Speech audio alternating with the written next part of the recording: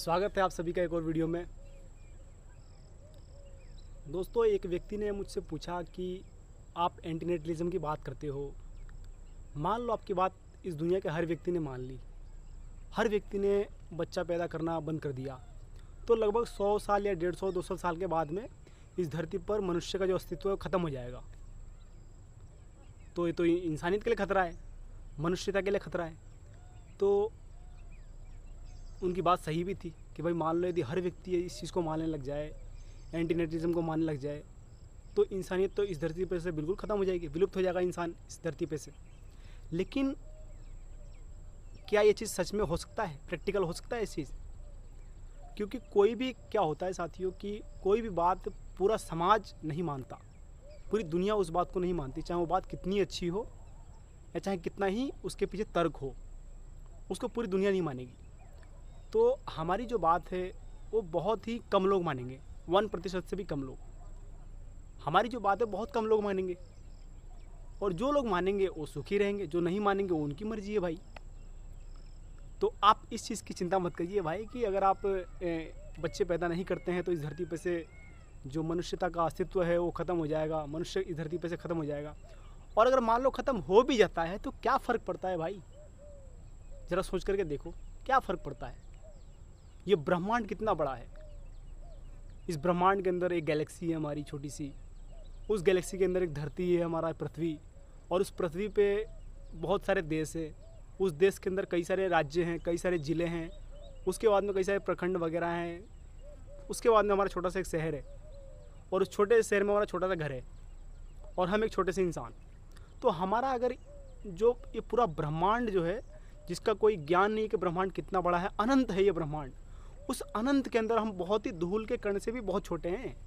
तो हम इस ब्रह्मांड के अंदर हैं या नहीं है, इस बात से कोई फर्क नहीं पड़ता भाई। हमारे होने या नहीं होने से कोई फर्क नहीं पड़ता। ये ब्रह्मांड इतना बड़ा है कि इसका कोई ज्ञान ही नहीं है कि कितना बड़ा है। कोई साइंटिस्ट, कोई वैज्ञानिक भी इसका पता नहीं लगा पाया अभी तक कि ब्रह्मांड कितना बड़ा है। उसके अंदर हमारी जो पृथ्वी की गैलेक्सी है, ऐसी गैलेक्सी यानी कितनी है, अनंत गैलेक्सियां हैं भाई, पता ही नहीं है कितनी गैलेक्सीज है। लेकिन दिक्कत क्या होता है कि हम बच्चे से जब बड़े होते हैं तो हमारे दिमाग में जो थॉट भरे गए हैं, जो विश्वास हमारे अंदर बना हुआ है, उसकी वजह से इन चीज़ों को हम समझ नहीं पाते। हम अपने अंदर अहंकार भर लेते हैं, और उस अहंकार के चक्कर में हम जो रियलिटी है उसको स्वीकार नहीं कर पाते। मान लो यदि इस धरती पर से मनुष्य ख़त्म भी हो गया, तो यदि आप 6.5 करोड़ वर्ष पूर्व अगर जाकर के एवोल्यूशन थ्योरी पढ़ोगे, तो उसमें 6.5 करोड़ वर्ष पूर्व इसी धरती पे, जिस पे अभी हम बैठे हुए हैं, इसी धरती के ऊपर डायनासोर्स ने राज किया था। बहुत लंबे समय तक, हजारों वर्षों तक उनका दबदबा था, और बहुत ज़्यादा आकार में बड़े थे। वो लगभग 8-8, 10-10 मंजिल के हुआ करते थे डायनासोर्स। एक डायनासोर की आकार हुआ करता था 8-10 मंजिल का, और वो इतने बड़े जीव होकर के एक एस्ट्रॉयड इस धरती पर आया, गिरा, और उस एस्ट्रॉयड की वजह से धूल की कण धूल इतना उठा कि उसने पृथ्वी पर चादर बना दी, और उसके वजह से सूर्य का प्रकाश धरती पर नहीं आ पाया, जिससे इस धरती पे अंधेरा छा गया। प्रकाश नहीं आएगा तो कोई भी चीज़ नहीं उगेगी। ये पेड़ पौधे, ये जितनी भी चीज़ें हैं, सब कुछ प्रकाश की वजह से ही होता है। पेड़ पौधे प्रकाश लेंगे तो उससे बड़े होंगे, ऑक्सीजन देंगे, हमको लकड़ियाँ मिलेगी, हमको सारी चीज़ मिलेगी, खाना मिलेगा उससे हमको। तो प्रकाश ही ज़रूरी है। तो वो पूरा बादल बन गया, उससे वो धरती पे से नष्ट हो गए, और जो कुछ जीव थे वो धरती में जाकर के बहुत गहराई तक चले गए, तो उसमें से कुछ जीव बच गए, उन्होंने सर्वाइव कर लिया। तो उस समय कई हजार जो प्रजातियां हैं वो विलुप्त हो गई धरती पे से, पूर्णतः बिल्कुल ही ख़त्म हो गई। डायनासोर के साथ में बहुत सारी प्रजातियां ख़त्म हो गई। तो क्या फ़र्क पड़ गया भाई? डायनासोर भी तो इस धरती पे से ख़त्म हो गए, क्या फ़र्क पड़ गया? इस धरती पे से कुछ बदल गया क्या? हम कुछ मिस करते हैं कि डायनासोर ख़त्म हो गया, अरे नहीं डायनासोर होने चाहिए थे वापस, हम डायनासोर को मिस करते हैं क्या? नहीं करते ना भाई।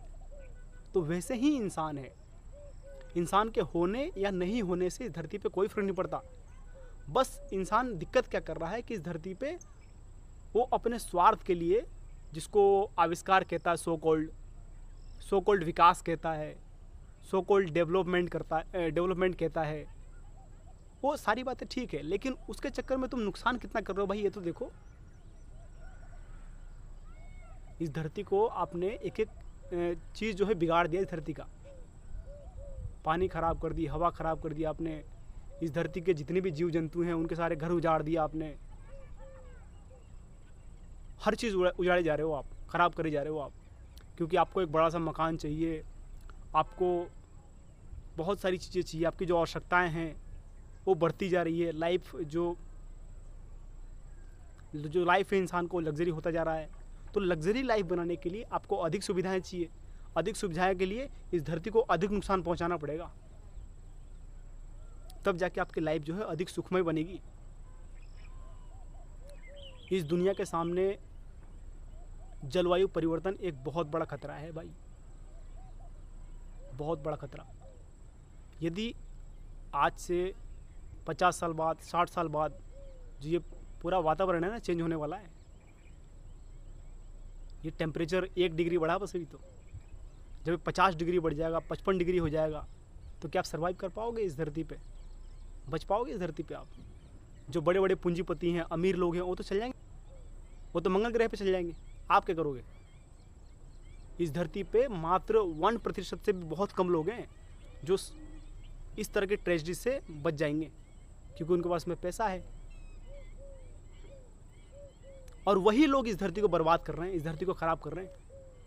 एक अमीर व्यक्ति का जो कार्बन फुटप्रिंट होता है ना, उसको चेक करना आप जाकर गूगल पे, वो कितने टन कार्बन उत्सर्जित करता है।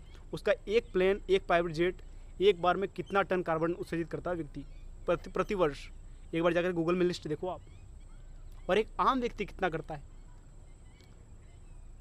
लेकिन ये आम व्यक्ति कभी भी इन चीज़ों को जान नहीं पाता, ना उसको न्यूज़ पे दिखाई जाती है, ना उसको बड़ी बड़ी न्यूज एजेंसियाँ उसको इन चीज़ों को दिखाती है। बस वो आपके लिए डेवलपमेंट करते जा रहे हैं। वो चाहते हैं कि तुम बच्चा पैदा करो, क्योंकि तुम बच्चा पैदा करोगे तो उनको फैक्ट्रीज़ में, उनकी कंपनीज़ के लिए सस्ता मजदूर मिलेगा उनको। ये जितने भी पूंजीपति लोग हैं, ये सब लोग चाहते हैं कि आप बच्चा पैदा करो, ये समाज चाहता है बच्चा पैदा करो, क्योंकि इनको फ़ायदा है भाई। वो आपके बच्चे से सस्ता मजदूरी करवाएंगे कंपनीज़ के अंदर, फैक्ट्रीज़ के अंदर। आज आप देखो, भारत, पाकिस्तान और बांग्लादेश, इन तीनों देशों की जो जनता है ना, बहुत जो नीचे लेवल के हैं, वो सब जाते हैं सऊदी अरब में मजदूरी करने। सोचो आप। और भारत ही वो देश है जिसने पूरी दुनिया के अंदर अपनी जनसंख्या 150 करोड़ कर ली। पूरी दुनिया में सबसे अधिक जनसंख्या वाला देश बन गए हम।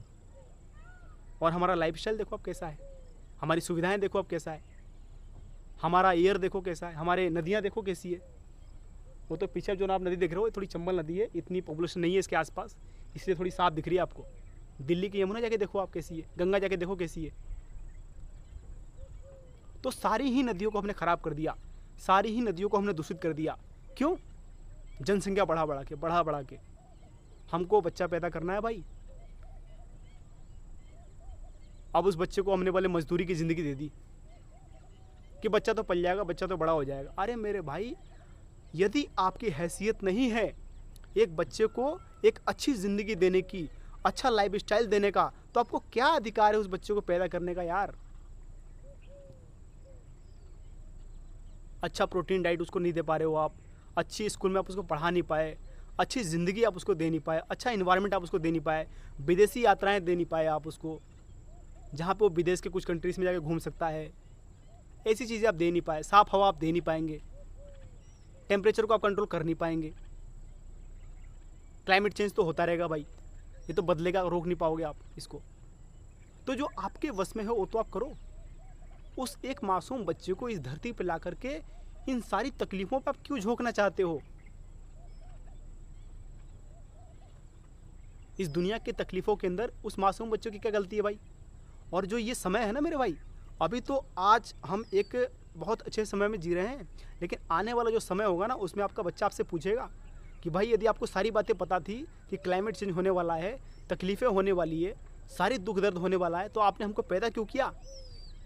जब वो बच्चा आपसे सवाल पूछेगा तो आप इसका क्या जवाब दोगे? कोई जवाब है आपके पास? वो आजकल के बच्चे नहीं है, हमारी जनरेशन नहीं भाई कि चलो भाई कोई बात नहीं, माता पिता ने हमको पैदा कर दिया, हमने उनकी सेवा करी और हमने अपना जीवन बिता लिया। वो आने वाली जनरेशन है मेरे भाई, जो बहुत इंटेलिजेंट होंगे और आपसे हर बात का सवाल पूछेंगे, आपसे हर बात का जवाब पूछेंगे। आपसे क्या जवाब दोगे आप? तो सबसे पहले तो हमको अपनी हैसियत को बड़ा करना है।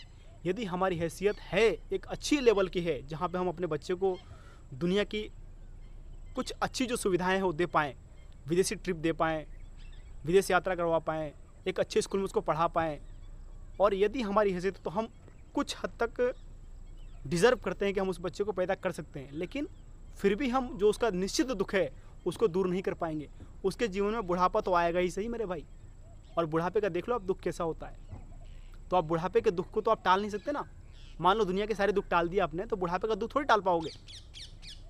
तो यदि आप चाहते हो कि इस दुनिया में कोई भी बच्चा जिस तरह की ज़िंदगी आपने जी उस तरह की ज़िंदगी वो बच्चा न जिए, दुख से, तकलीफ से, परमानेंट फिक्स दुख से बच जाए, तो हम इसका सिर्फ एक ही समाधान है कि हम उस बच्चे को पैदा ही ना करें, इस दुनिया में लाए ही ना।